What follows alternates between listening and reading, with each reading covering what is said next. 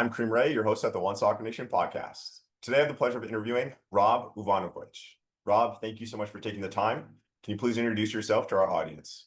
Yeah, absolutely. Thanks, Kareem, for having me. Excited to get a chance to speak with everyone today. Rob Uvanovic, I'm the executive director of Miami Scores. Miami Scores is a chapter of America Scores, which is actually the largest soccer and literacy nonprofit operating in North America across 13 cities and serving around 20,000 Title I public school students every day. That's amazing. Thank you, Rob, for that. So, before I dive into my favorite question, I want to ask, why did you get involved with Miami Scores? Yeah, absolutely. So it's a long story on my side. I was our executive director in the New York City chapter for a number of years. Um, Soccer is kind of in my blood. My father is from Croatia. Growing up, saw the success of Croatia in the 1998 World Cup in France, fell in love with the game, have played it since I was four. But I think, through my family, it's been always encouraged to give back. And so I started coaching when I was, I don't know, 14 or 15, started coaching, started reffing, went to college, continued to do it.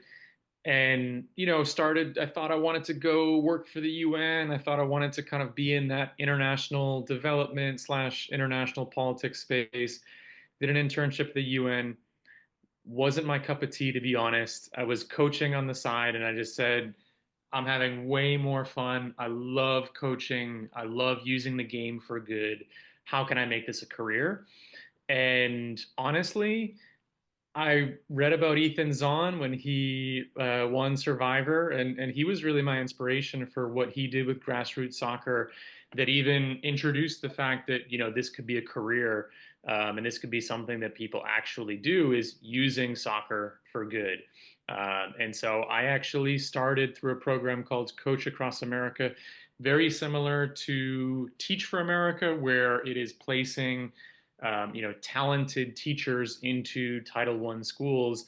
This was placing sports coaches, not just soccer, with nonprofits like America Scores. And so from there, it's kind of history on my side. Just really believe in the work that we do and really the power of our sport to be a power for good.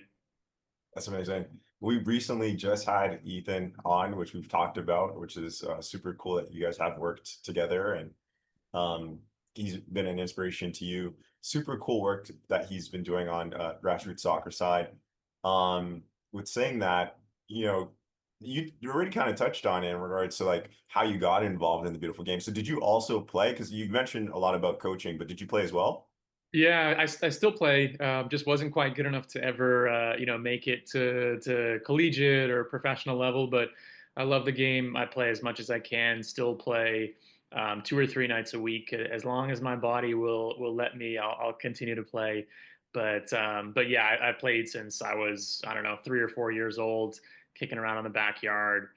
Just love the game and love what it does from a community building perspective. That's amazing. I mean, and plus you're in Miami, right? So you're in the magical city. So what would you say stands out about Miami scores versus all the other Miami, I'm sorry, not Miami, the other scores in different regions across the United States? Yeah, I think first is the fact that we're in Miami with beautiful weather, so we can just run more programming than our peers and run programming that doesn't need to take a break because there's snow out on the ground. And I think that that's really beautiful. A lot of our peers have to go indoors, and so they do, maybe futsal, or they have to kind of really think about how they run program. On the other side, our problem is that summer camp is a little bit challenging. We have to run really early in the morning, but from a time perspective, it's beautiful that we're able to really take advantage of the Miami weather, and the program really benefits for that. And I would also just say, you know, I spent a lot of time in New York City. Everyone says, New York City, it's such a special city. You have to be there to live and breathe it. And I agree with that. Miami is very much the same way, especially today where we are in Miami with, the city is growing on its own, but soccer as a culture, as a sport, is growing astronomically as well. Obviously, Inter Miami and Messi are a part of that, but I think that culture started a lot, much prior to the past couple of years, and so that's where the public school system and our principals have been saying, hey, we know that soccer is important. We know that soccer is important in our community, and they're really buying into what we're doing. And I think it has a really positive impact, trickle down impact on students and their education as well. Yeah, no, that's amazing. I mean, Miami is one of those places that I wish I could be in right now currently because, as you mentioned, Inter Miami, David Beckham, club owner of one of the club owners of the MLS franchise, and you got the hype of Messi, Suarez, Jordi Alba, Sergio Busquets, all these Yeah, amazing big superstars from Barcelona, there in Miami. And then you got some amazing events happening in the US, the traction of the 2025 FIFA Club World Cup, next yeah, year 2026 World Cup, potentially a 2028 Olympics in LA, and then well, not potentially that's happening, but yeah. potentially a 2031 is what I meant to say, Women's World Cup in the United States. So Fingers crossed. fingers crossed. So with that being said, like all this attention, eyeballs, increasing the numbers of fans and individuals. You got a huge population in the US, 200 million plus people in the United States. With all that being said, and all that popularity of soccer growing, where do you see Miami scores and that growth? Yeah, yeah, absolutely. I would say, not just in Miami, but in the U.S. and Canada as well, as Scores does have two chapters in Canada, as well, and your hometown in Toronto as well, which we just launched. And I think for us, the story is really dating back to our founding in 1994 as a World Cup legacy program. We were founded by a DC public school teacher that loved soccer and had a dream to create just an after school soccer program in her school. And to where we are 30 years from now in 13 cities serving around 20,000 students every year, it's really amazing, but we want to keep growing. And so as an organization, we are continuously having conversations in new cities around how we can be a part of this movement. There are a lot of MLS clubs, USL clubs, NWSL clubs that are starting to pop up all across our country. And so being that we have this, really strong connection to the birth of, let's say, professional soccer in a lot of ways in our country, we want to make sure that we're also offering those same opportunities to students and communities that may be priced out of the game, that may not have access to the game, that may not have fields, that may not have a program in their community. And that's really, really important to us, is making sure that as the game continues to grow, understanding that there are still many thousands, hundreds of thousands of students and young people that are still priced out of the game, and making sure that they still have access is something that we work very hard on. Understood. And for an individual listening in that wants to get involved and launch a Scores, how can they get in touch with you and how can they get where can they learn more about the expansion process, if that's what it's called, but to be a part of Scores and help continue to make that grow? Yeah, yeah, absolutely. So we don't have the expansion process like a USL or NWSL or MLS, but certainly it's a lot of our chapters really get started with a few folks that have a dream of kind of bringing this program to their city. And so folks can certainly reach out to me directly, as well as our managing director of America Scores. His name is Andrew Mack. And our national website, americascores.org, has a lot of information about where we currently operate.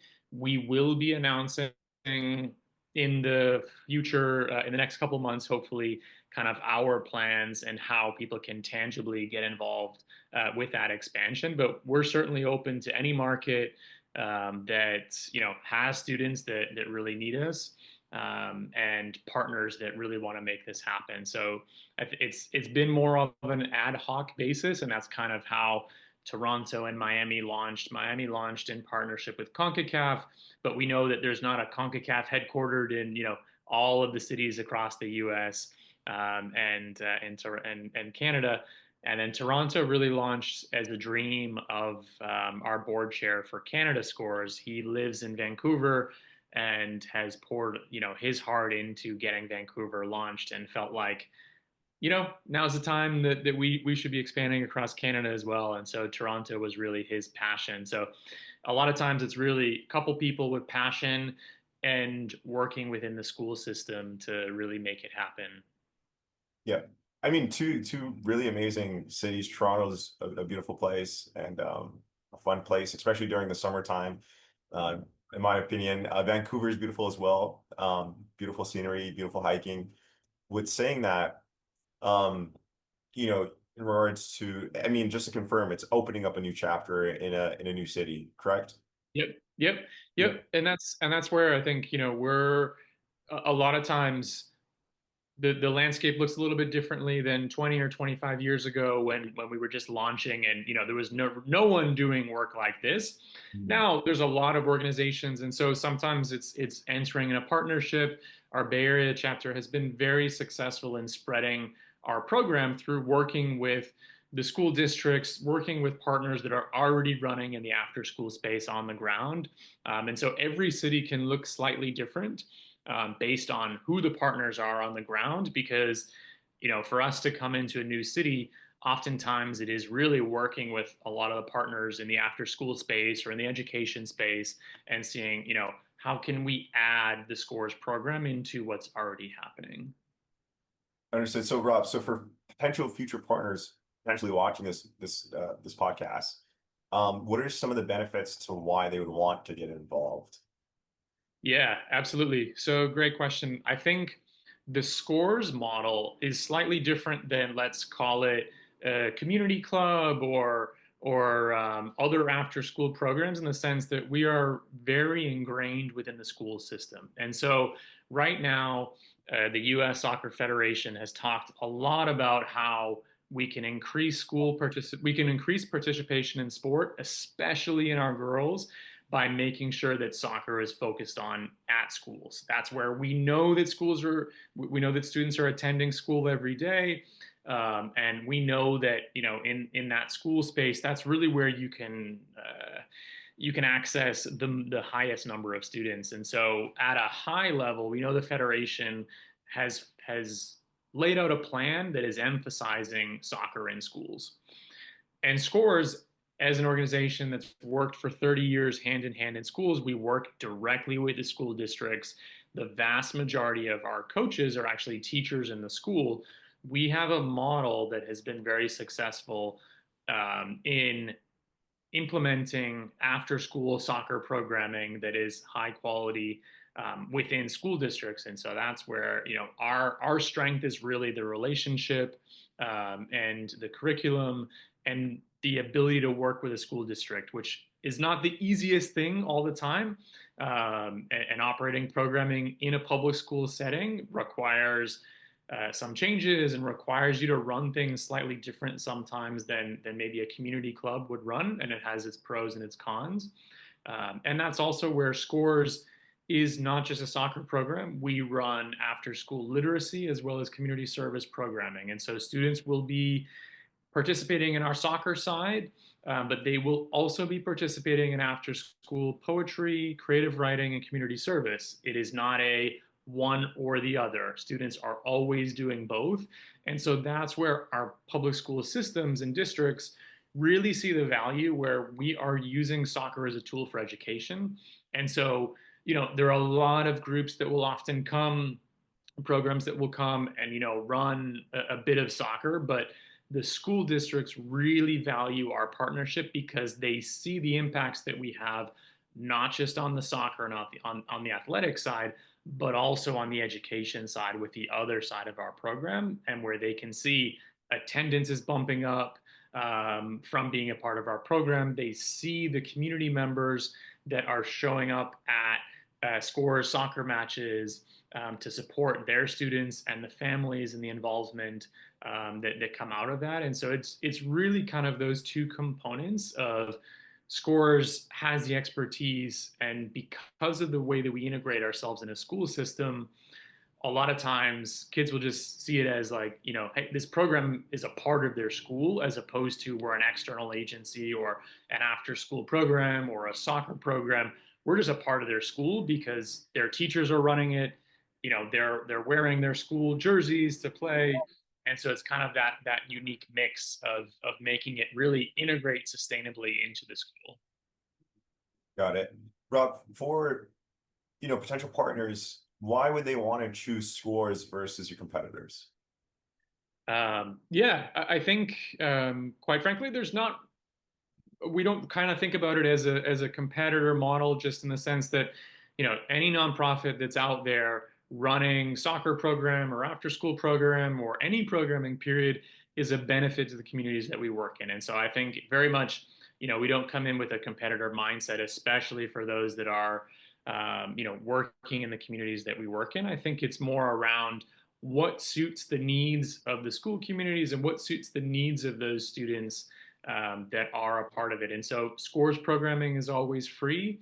That is a really critical component of what we do to make sure that we're able to provide access to students that really need us the most. But I do think the unique aspect of scores is the fact that it is that education component tucked in. And so we know that, coming out and being a part of a soccer team, it has, for those of us that have played, we know the benefits. We know that it increases our teamwork. We know that it increases our health. We know all of those beautiful benefits. But I think for partners that would consider scores, it's about those other pieces. It's about using soccer as a tool for education. It's about using soccer as a tool for students to express themselves and to give back to their community through the community service component of our program as well. And so that's really where a partner that wants to bring something into their education system or their school district that is not just the soccer component. That's typically where we have the most fruitful partnerships that kind of see soccer as that tool for education. Understood. Thanks, Rob. Yeah, Rob, absolutely. Rob, you've had international experience in over 15 countries, which is a lot. How has that global perspective influenced your leadership approach at Miami Scores and your broader view of soccer as a tool for social impact? Yeah, absolutely. So I think it really stems from my father. My father is from Croatia. My grandfather is from France. My grandmother is from Ireland. I come from an immigrant background in a lot of ways, and so you know, soccer is the world sport. So you can't really call yourself a soccer fan if you don't understand the world and kind of see everything that is going on in the world. And so I think as a young child, I was got the chance to have that international experience.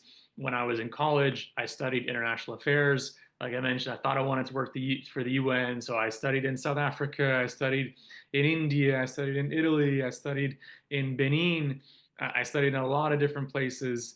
And I think that world component, what I saw in every country was that ball that we have, that we love, it connects us, it unites us. And so anytime I go to a new community, anytime I go to a new city, a new country, you step on the field, that's how you make friends, that's how you build community. And that is the beauty of our game. And so I just love the fact that, yes, the professional game is amazing and we love it and we love to watch it, but I love seeing the connection that that ball can bring to us. Just you and I on the field, just finding random people that you play pickup with, finding that in the education space, seeing what that ball can do. And so, as a kid, I read the book "How Soccer Changes the World." I actually wrote my essay to get into college. How soccer explains the world around that book, and I think for me, um, soccer is very interwoven in the story of former Yugoslavia. A lot of people date back the start of that war to a soccer match. So we know that soccer is so intricately molded into our everyday lives around the world in a way that sometimes we don't see in the U.S. And I think that international experience has just taught me why this game can be so powerful and why this game can be such a powerful moment for young people that are coming over to this country for the first time, our new immigrants coming into Miami or any other city at 5, 6, 7 years old, and they still connect with that game, even if they don't maybe speak English. And so scores is a way for them to find a safe space and to connect with something that is bigger than you or me or anyone else. But yeah, I think that international from a young age, just seeing the way that the sport impacts all of us in positive and negative ways, understanding that really inspired me to make a career out of this and in using our sport that we all love for good. Yeah. That's a powerful experience to have internationally learning and to experience that. That's amazing. And you know what, Rob, I want to just like come off topic a little bit, tiny bit. It's so interesting Yeah. because when I was playing soccer when I was younger, it was fun, a competitive goal to go pro, right? But Yeah. now playing now for fun or for business, it's a different perspective and mindset which I'd like to ask you or tap into with you. And say it for if it's for work or business, relationship building, and you're playing soccer with a group of guys, you can learn a lot about an individual on the pitch of how they play, right? So it's pretty interesting because I mean, just I just want to split it up real quick. That perspective versus when you were younger, just playing for fun to win a game, that was the goal, or the mindset was a bit different compared to as you get older and what the intention is. So it's so interesting because you could really learn a lot from playing a sport or playing soccer with an individual. Yeah, no, absolutely. I couldn't agree more. And that's where some of my, honestly, if you were to ask me, what is your favorite childhood memory? I would say it is me and my two brothers and my sister playing soccer on the field as kids. Those are the memories that I think of that really created this super strong bond between myself and my siblings.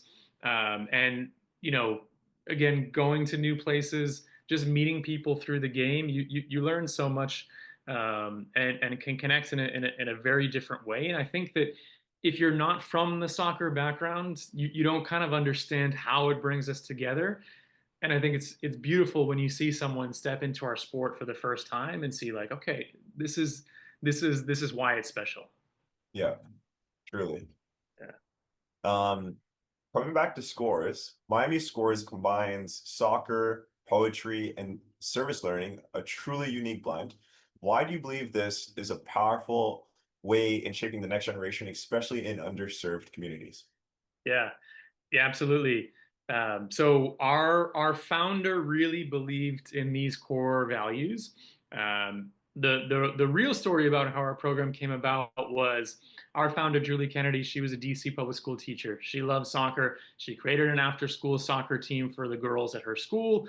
And then one day it rained, and she wasn't quite sure what to do. All the girls still showed up, had them in the classroom. Her other passion was poetry.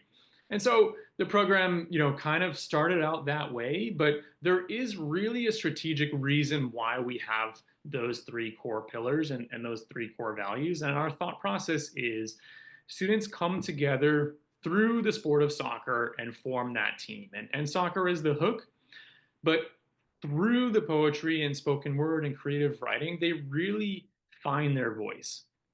So for a 8, 9, 10 year old that is, having challenges at home, having challenges in the classroom, having challenges in their life, the chance and the opportunity to receive a blank sheet of paper and just say, write about your feelings, write about what you see in your community, write about the things that are challenges for you in your life, and then to get up in front of 300, 400 of their peers, families, um, principals, teachers, and express themselves and read a couple of their poems is incredibly powerful. I come in from a soccer background, and so for me it was like, that's why I showed up at Scores and wanted to be a part of this. But the poetry slams now are my favorite day of the year because you get the chance to see students in a different light and see them express themselves. And some of them write poetry that's funny, and that's awesome. And that is a chance to step back and not take yourself too seriously and laugh as well. But there are also poems that talk about, real needs in their community and the things that they see and the challenges that they face every day. And there's not really an outlet. So we talk a lot about mental health as well as a country, as a sport, and just in society right now in general. And so this is an avenue for 7, 8, 9, 10 year olds to get a chance to express themselves and start having that conversation really early. And then that naturally flows into the service portion of our program, where in the poetry program, they're talking about things that they see in their community. And then they're getting the chance to go out and do a project in their community or their school community that talks and addresses a lot of those things that they're seeing. And so we've seen programs or projects from a school beautification project to a community garden to an anti-bullying project to an anti-home or helping the homeless project in their community. There's been a wide range that we've seen, but it's really about giving students that platform and the power to say, this is something in my community that I want to impact and that I want to change, and then giving them the skills to go about doing that. And so, that mix we see is really critical of soccer, poetry, and service, because it comes together in those three fashions, and allows students to see the greater impact that they can have. So much so that we actually, and I should be using the language, we actually call our students poet athletes. And so kind of tapping into that methodology of a student athlete in college, but a poet athlete here that is using those two critical pieces of our program to be successful. Amazing. That's very it gives me more perspective. I really appreciate that story because now I have good context and a good story in regards to why soccer poetry. So thank you for that, Rob. Yeah, absolutely. Thanks for asking. You've been deeply involved in both the soccer and non-for-profit worlds. What were some of the biggest challenges in launching Miami Scores, and how did your background prepare you to overcome them? Yeah, yeah, absolutely. So I'll start with my background there, just because I did lead our New York chapter for 5 years, and so a lot of the challenges and a lot of the pieces that we needed to pull together for Miami, I had done previously, and so got a chance to kind of build upon that skill set. I actually left Scores for a period of time because I wanted to go out and better myself to come back to Scores for exactly that reason. And so I left. I did an MBA at Berkeley. I did grad school. Spent some time in the private sector, really because I wanted to better myself for that moment of launching a chapter and really being able to be the leader that I wanted to be. And so, yes, it's very challenging launching any new chapter, and mainly because you're launching something for the very first time in a city, and so it's not just all of the fun stuff of going and speaking with schools and the programmatic thing. It is all of the things around making sure legally you're doing everything properly, getting all of your tax IDs registered, all of the fun stuff that goes into running a nonprofit, that can be very time consuming. I think the biggest challenge, and it's not a challenge, it's more of something that you have to work through, is just building that relationship with the school district. And it's something that takes time. And so we know in any new city, there are a ton of programs that operate in a city. There are a ton of people that want to do really good things. And so, school systems have a lot of conversations. There are a lot of folks that are involved. And so, you kind of have to make sure that you rise above some of the noise to make sure that you get a chance to speak with the right folks, and that they can see the value of what you're bringing to the table. And so, building those relationships with school districts and principals are something that take time, and just require a lot of community involvement. It requires all the good steps of building a relationship, just like you and a friend would build a relationship together. It's not something that you can just come in day one and say, "Hey, we're the experts. We're going to run this, and you should be grateful for us." It's really about taking the time to understand a city, its school community, its students, and how we can plug into what's already going on in those cities. And so I think that is really where my experience in New York prepared me for Miami to be able to come in with that mindset, as opposed to saying, hey, I've been there, I've done that, I know what to do. And, we are experts on our program, but our schools and our school districts are experts in their school community. And so we have to come in with an open mind to understand how we can best serve them and how we can best run our program and plug into what they're doing. And so that's a challenge, but a good challenge to have that forces us to kind of build those really strong relationships. And then I think the key piece is just funding, and that's the key piece in any nonprofit, any foundation. You have to have the funding relationship, and that's where we were thankful to Concacaf when they moved their headquarters to Miami. Concacaf wanted to have an impact in the Miami community, and so the conversation went on over a number of years. It was not the right time to launch something during the pandemic, and so it took a little bit longer than we had hoped. Both had hoped to get things over the line, but external factors, as everyone faced with the pandemic, slowed things down a little bit. But that's where having a partner that was committed to us, even simple things like allowing us to work in their office, is a challenge for any nonprofit to find, hey, where can we get some office space and be able to function? And so finding that partner that was committed to us and was able to kind of be that founding partner from a funding perspective to give us the runway to get up and launched allows us the time that now we are able to show our impact. And now a lot of funders are very interested in coming to the table now that they can see the impact that we're having in Miami. But to start in a new city, you always need, those 1, 2, 3, 4 key partners and funders that believe in you, so that you can go out and be able to show kind of your pilot to be successful and grow from there. Amazing. Yeah, they always say, whether it's fundraising or capital raising, that getting the first one is the hardest one, and then after that, they start to pile in. Yeah, yeah, absolutely. And I'm sure you know this from your professional experience as well. But yeah, that's definitely the key, is to find that core key partner, and the first one, and then everything follows from there, hopefully. Nice. Yeah. What would you say has been, there definitely comes a lot of momentum with having CONCACAF a part of the works that you guys are doing. So how was that momentum shift? What was that momentum shift for you guys like, and what were some of the benefits that came with that? Aside Yeah, yeah, absolutely. from the capital. Yeah, yeah. So I think having a partner like CONCACAF is really amazing, just because we kind of sit in this.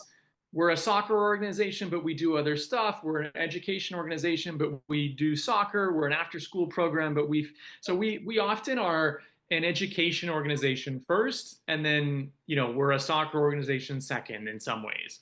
At least in the school's eyes, that's how we operate. And I think we operate in a different way than a community club, let's say, as well. We're not a club team that's going to go around and play in tournaments.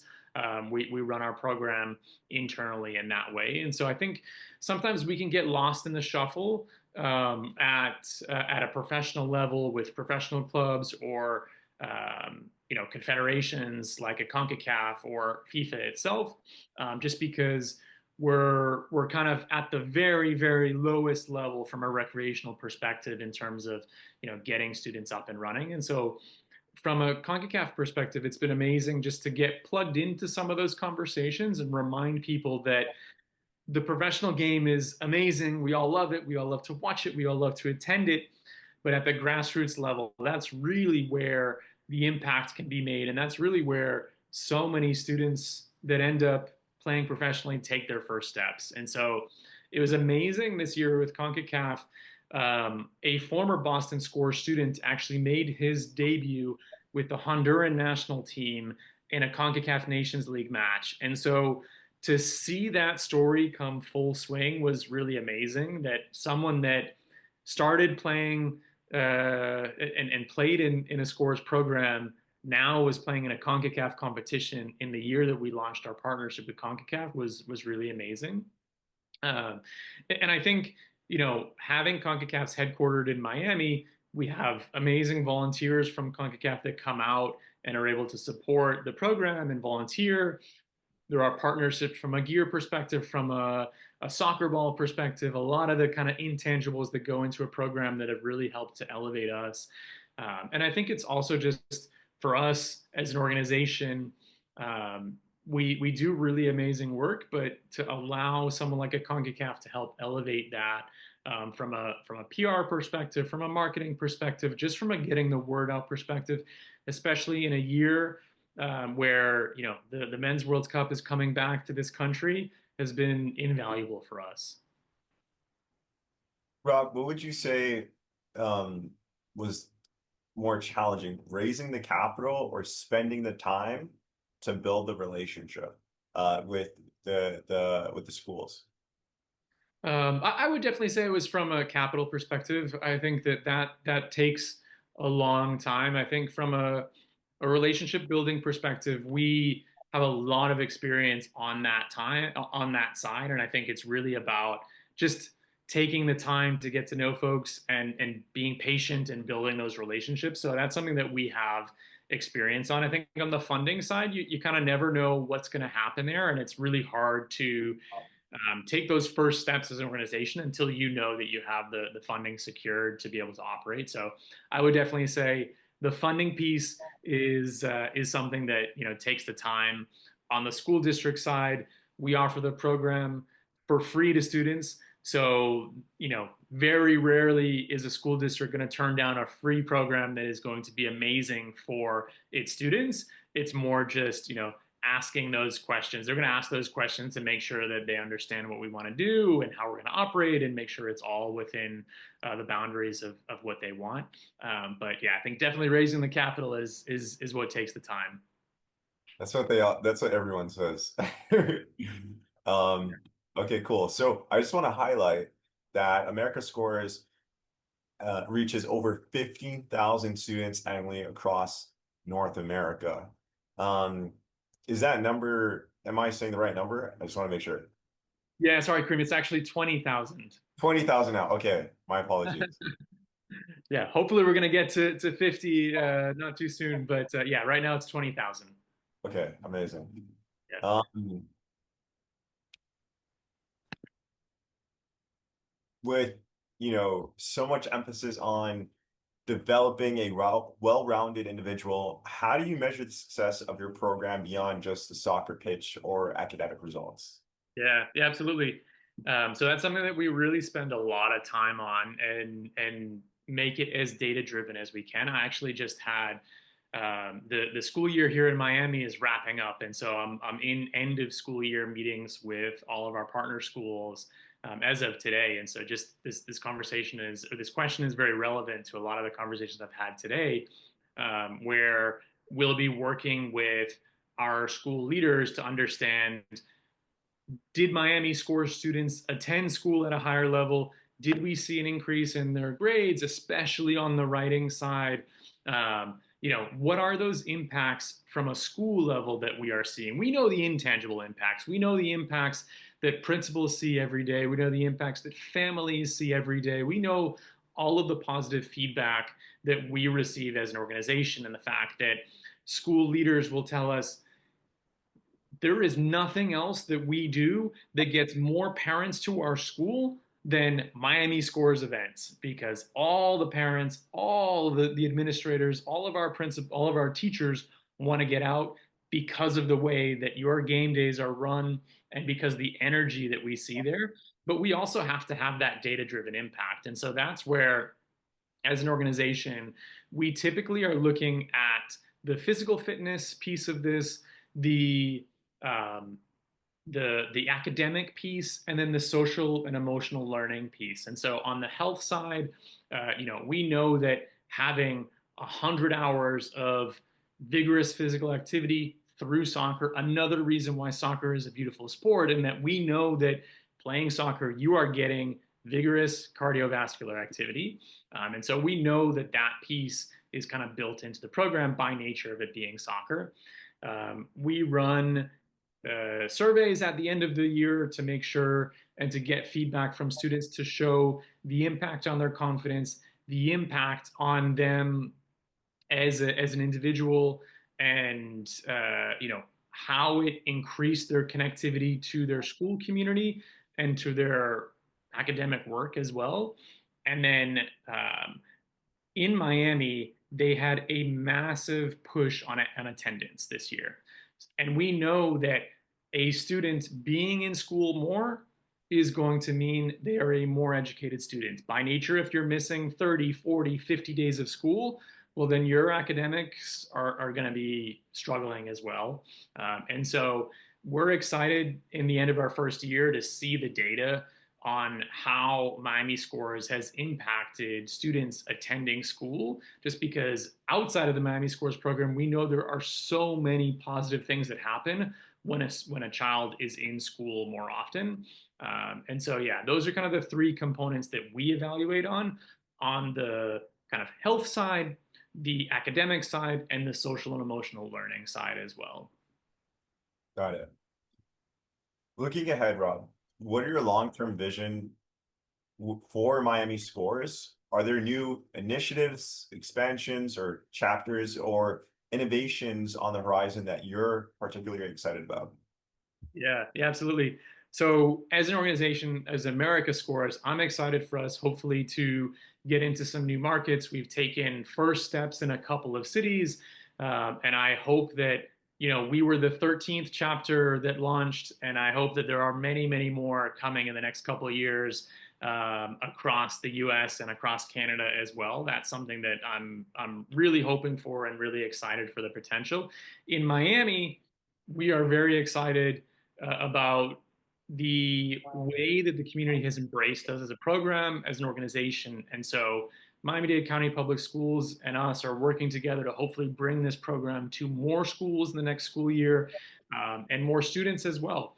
So right now, we're operating with a number of Title I schools in Liberty City and Little Haiti. Our goal is to serve every Title I school within those two communities in the short term, both elementary schools as well as middle schools.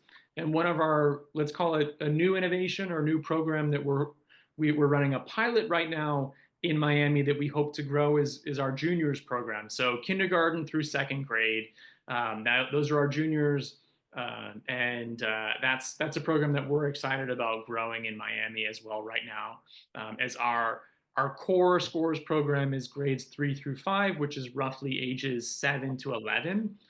That's kind of our sweet spot. That's where every city that runs America Scores is always going to have grades 3 through 5.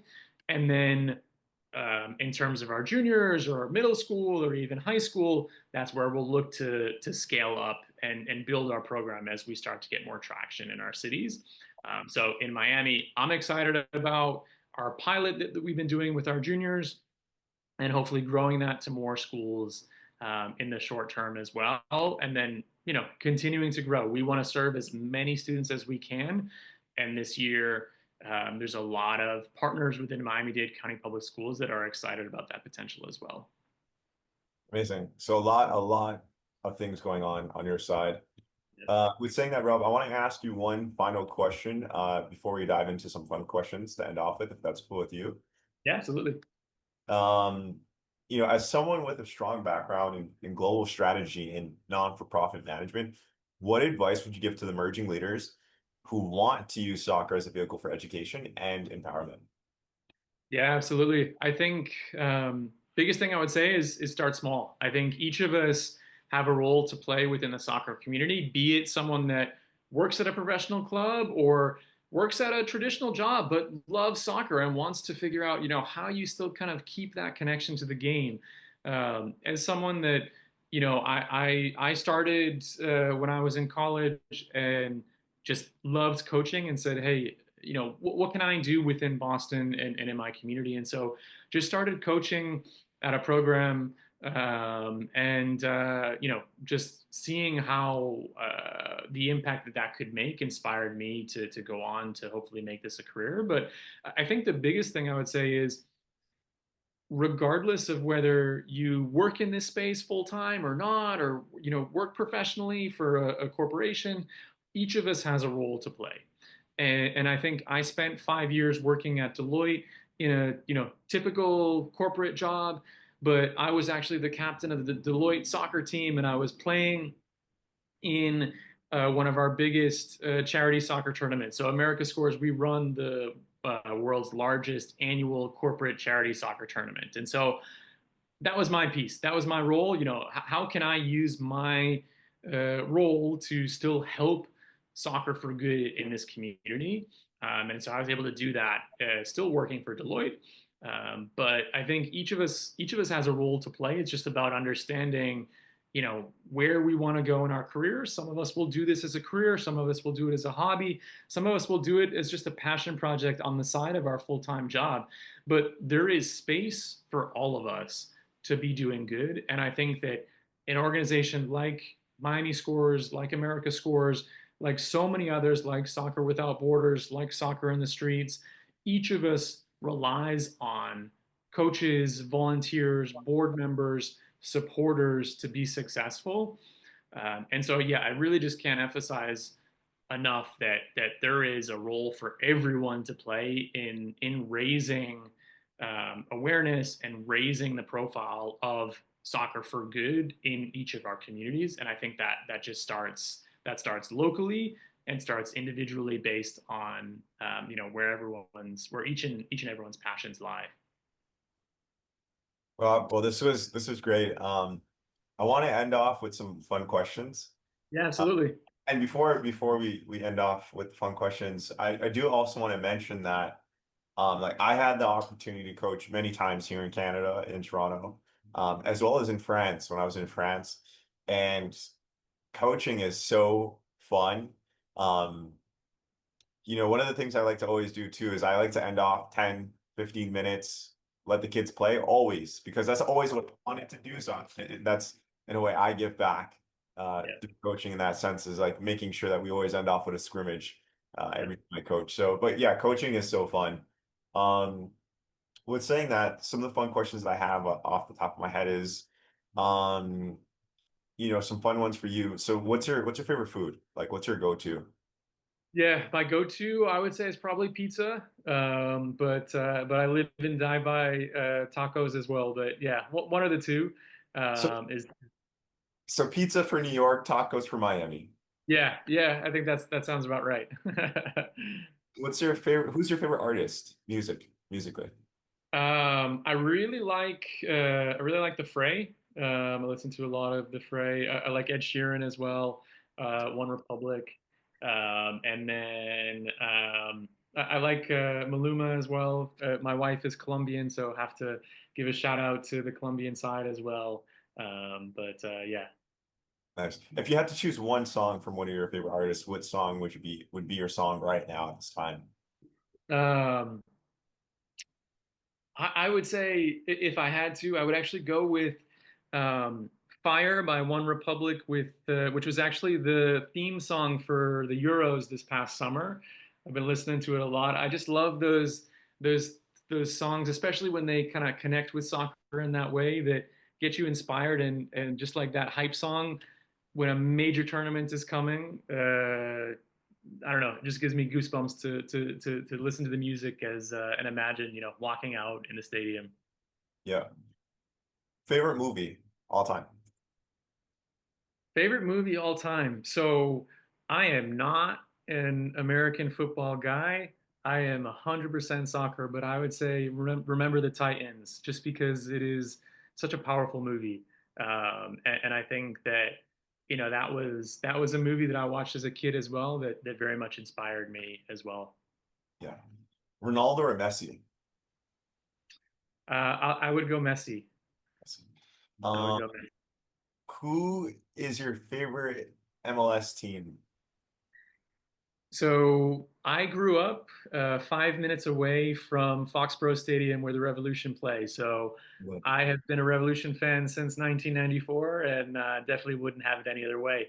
Yes, we've never won a title, 5 MLS Cups and never lifted the trophy, but I love the Revolution and huge fan. What's your favorite league to watch internationally? Yeah, Premier League. Definitely Right. Premier League. Love the Premier League. And to answer the next logical question, who's your favorite team? I don't really have a favorite team. I just support whoever has Americans, Croatians, and Colombians on the field. Yeah. Those are who I go for. Nice. And we got the Champions League finals coming up. I think it's PSG versus Inter. Inter. Yep. Who are you going for? I'm going for Inter. I'm Yeah, going for Inter. I think seeing the way that they went pound for pound against Barcelona, I think that it was really, really impressive in the way that they fought back at the last minute. I think Inter have been obviously PSG are an amazing club and have also been, you know, knocking at the gate for a number of years. But I just think it's Inter's time, and I think they're going to get over the finish line. yeah. Well, was it last year that they lost to Manchester City in the Two, finals? two, 2 years ago, yeah, 2 years ago. or was it last year? I'm not too sure. I don't remember. So who won last year then? We'll have to we'll have No, no, it was last year. No, it wasn't last year because Onana was playing.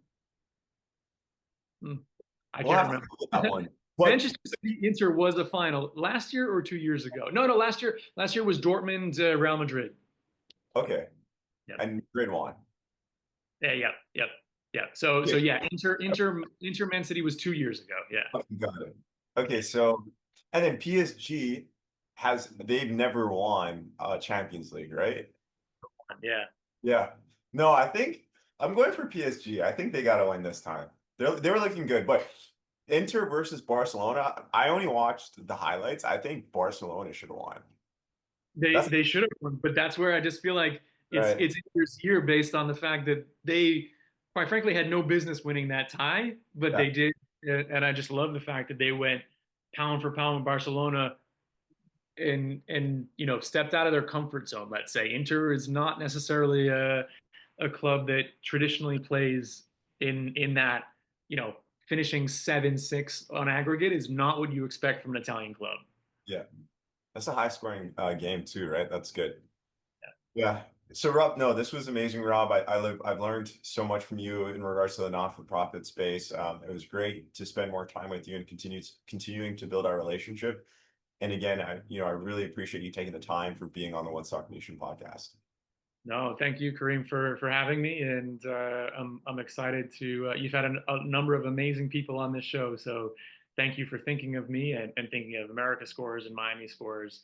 So appreciate you for taking the time to interview me and learn a little bit more about the work that we do. We're always excited to share the work that we do with anyone in the soccer community.